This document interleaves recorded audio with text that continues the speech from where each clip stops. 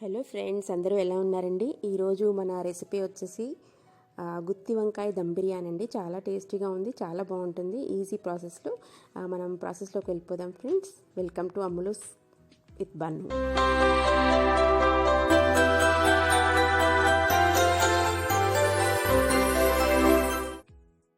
So మనం start చేసేద్దామండి. First whole garam masala మనం కొంచెం తీసుకొని అన్ని యాలకులు, దాల్చిన చెక్క, లవంగాలు అన్నీ తీసుకొని మనం ఫస్ట్ ఫ్రై చేసుకోవాలండి.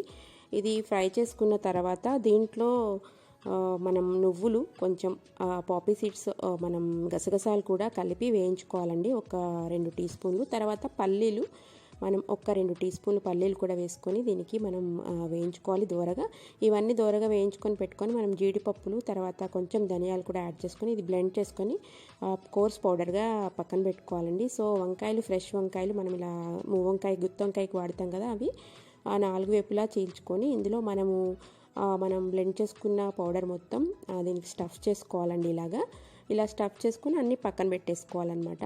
ఇలా పక్కన పెట్టుకొని దీంట్లో మనం ఒక మిగిలిన స్టఫ్కి ఉన్న పౌడర్ ఇంకా ఉంటుంది కదండి, అది మనం మసాలా పౌడర్ అంతా ఒక పక్కన పెట్టుకోవాలి. ఇందులో వేరే మసాలా మనం ఏం వాడమండి, ఇంకా ఇదే సరిపోతుంది. సో 2 టీ స్పూన్లు ఆయిల్ తీసుకొని 1 టీ స్పూన్ అయినా సరిపోతుందండి. షాలో ఫ్రైకి వంకాయలన్నీ వేసుకొని మనం మగ్గించుకోవాలన్నమాట. తర్వాత మనం బిర్యానీ రైస్ ప్రిపేర్ చేసుకుందాము. ఇది అందరికీ తెలిసిందే కదండి. దమ్ బిర్యానీకి మనం rice, basmati rice, whole garam masala, పుదీనా, కొత్తిమీర, పచ్చిమిరపకాయలు, కొంచెం సాల్ట్ వేసుకొని ఒక 20 మినిట్స్ సోక్ చేసుకున్న రైస్ని ఒక 500 గ్రామ్స్ తీసుకున్నాను ఇక్కడ. ఇది వేసేసుకొని మనం 75% ఉడికే వరకే ఉంచుకోవాలండి, దమ్ చేస్తాం కాబట్టి. సో అది మనం రైస్ పక్కన పెట్టేసుకున్న తర్వాత మనం సేమ్ ఆయిల్లోనే ఉల్లిపాయలు, అల్లం వెల్లుల్లి పేస్ట్ వేసుకొని బాగా వేయించుకోవాలి. ఉల్లిపాయలు దోరగా వచ్చేసిన తర్వాత కొంచెం సాల్ట్ మీరు అడ్జస్ట్ చేసుకోండి, ఇందాక మనం వేసాం కాబట్టి.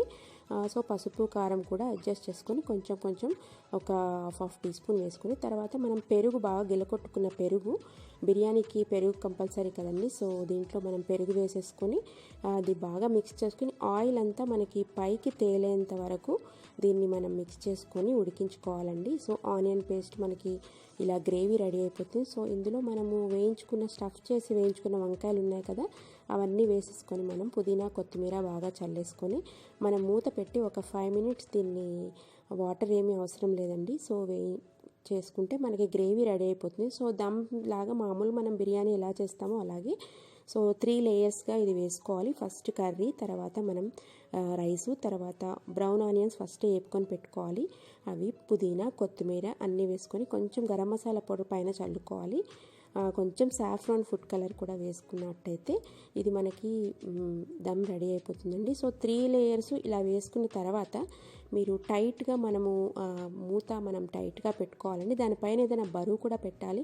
సో అన్నం వార్చుకున్న మనం వాటర్ ఉంది కదా, అది కూడా ఒక హాఫ్ గ్లాస్ పోసుకుంటే మనకి అడ్జస్ట్ అవుతుందండి బిర్యానీ. సో 20 మినిట్స్ తర్వాత, ఒక 25 మినిట్స్ తర్వాత మనకి చూసారు కదా, గుమగుమలాడే బిర్యానీ ఇలా రెడీ అయిపోతుంది. చాలా టేస్టీగా ఉంటుందండి.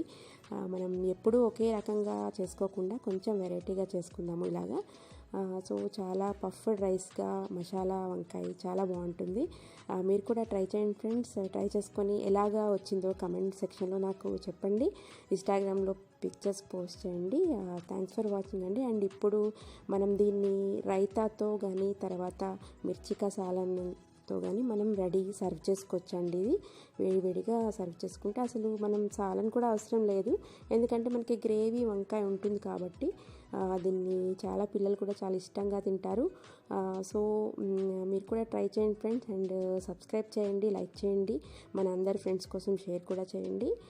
సో ఇప్పుడు మనం బన్నుకి ఇది టేస్ట్ చేపిద్దామండి. బన్ను రెడీగా ఉన్నాడు. సో బన్నుని పిలుద్దాం మనం.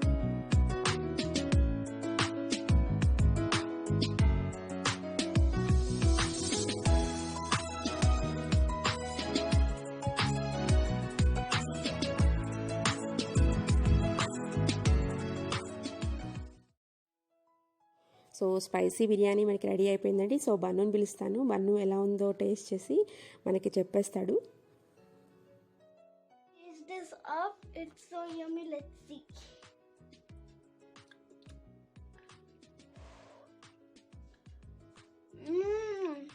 So tasty.